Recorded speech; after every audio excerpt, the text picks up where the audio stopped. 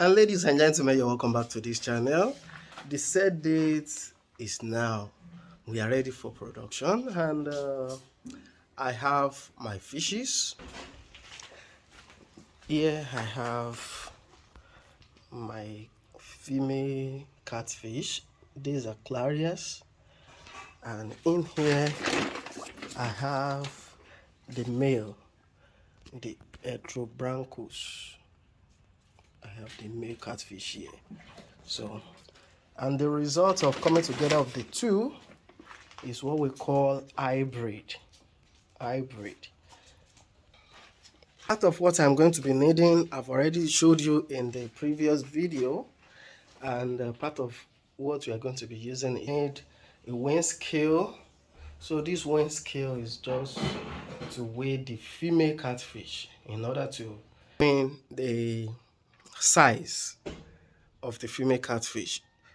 As you all know, we need to determine the size of each catfish individually in order to know the amount of spawning hormone we are going to inject it with. So that is what I'm going to do right now. You're welcome back, ladies and gentlemen. Let me just bring you up to speed. After weighing the catfish, the female catfish, I administered the spawning hormone, and the spawning hormone I made use of is the overprim. And after that, of course, I think I've told you how to determine the quantity of spawning hormone you are going to use. And if you don't remember, what you are going to do is you weigh the female catfish, and let's assume you are weighing 2 kg. If your catfish weighs 2 kg, then you are going to administer 1 male, which is like ratio 1 to 2. If your fish weighs 2 kg, you are going to administer 1 male of any spawning hormone you are using. I hope you understand now. So that is the secret behind that. After injecting it for like 10 to 12 hours, in my own case I stayed till like 12 hours because the temperature, you know, the amount of time you have to wait depends on the temperature of the water and also of the environment. So in my own case, the temperature is within 25 to 30 degrees centigrade, so that's why I had to wait up to like 12 hours. However, in your own case, you may not wait up to 12 hours, you can wait up to like 10 hours. Basically, the fishes at this moment, they are not well loaded. They are not well loaded. Initially, on the normal ground, on the normal level, the fishes are supposed to have between 15 to 20% body weight as eggs. But in this case, is between 5 to 10 percent body weight that they are carrying. And I think the reason for that is not far-fetched from the fact that we just came out of Harmattan, and some of them naturally has wasted their eggs. They have stripped the eggs naturally. The eggs for your production, you have to still stay for like up to 3 months. But I want to tell you, 5% is still something. You can still work with 5 to 10%, which is still okay. So after that, I strip them. Of course, you know how to do that, and if you don't know how to do that, you see this video, go and watch it. Here we explain A to Z of what I'm even telling you right now. But the essence of still talking about this is because in this production, a lot of people have asked me, how do I make use of aerator? So I made use of aerator just to supply them with oxygen, and in the next 24 hours I will update you as it goes. So stay tuned and have a look at the way aerator works. Ladies and gentlemen, I'm so sorry this video is coming a bit late. I was supposed to document the way I was removing the kakaban, but you will just bear with me.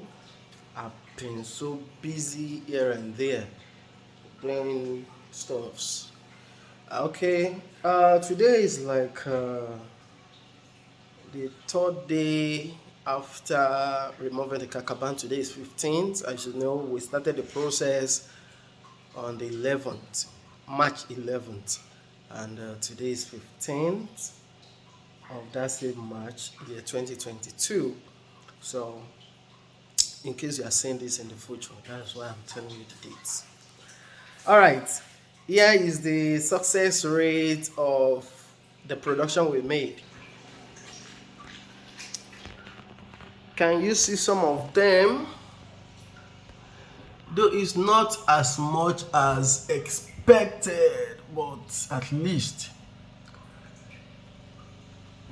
they are much. So basically, I think with this, I should be knocking the door of like between 7 to 10,000 fries. Between 7 to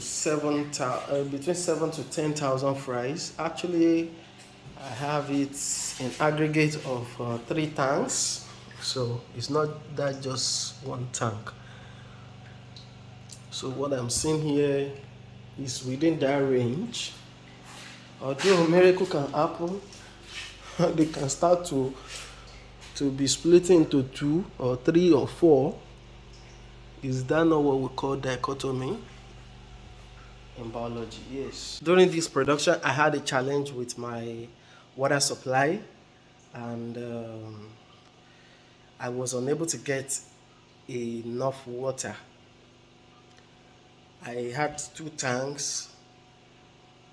One, the pumping machine will supply it, and the other one will take it as a discharge. So not knowing that those things are not working perfectly well, but thank God I had a aerator pump in place. All these little ones that remain, they wouldn't have remained because but I shall thank God. If not for the fact that aerator pump was at my beck and call, then the fries would have died. So can you see, that is the aerator pump trying to aerate the water. So with this now, the fries will have enough oxygen to themselves and they will not die.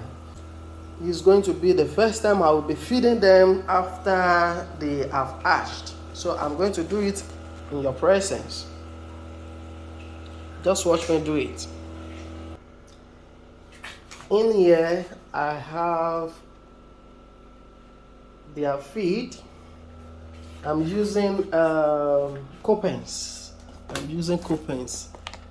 Can you see it? 0.2 to 0.3 mm. I'm using Copens. So this is what I'm going to be feeding them with. I have 3 tanks where they are, and I'm going to be feeding them right now. Since it's their first time of eating, I will just do like 2 pinches, something like this.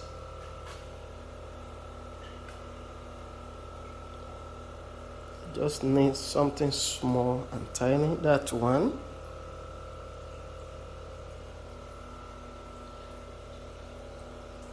Two. That is done. The next time they will be eating will be around 12:1. I have to sprinkle it on the water. Don't put it on one point. Of course, some people might tell you to put it on a spot, but as for me, that's how best I do it, and I am getting results for it. So that is what I want to show you. the remaining is history. So you can just go and watch my previous video on how I did those ones.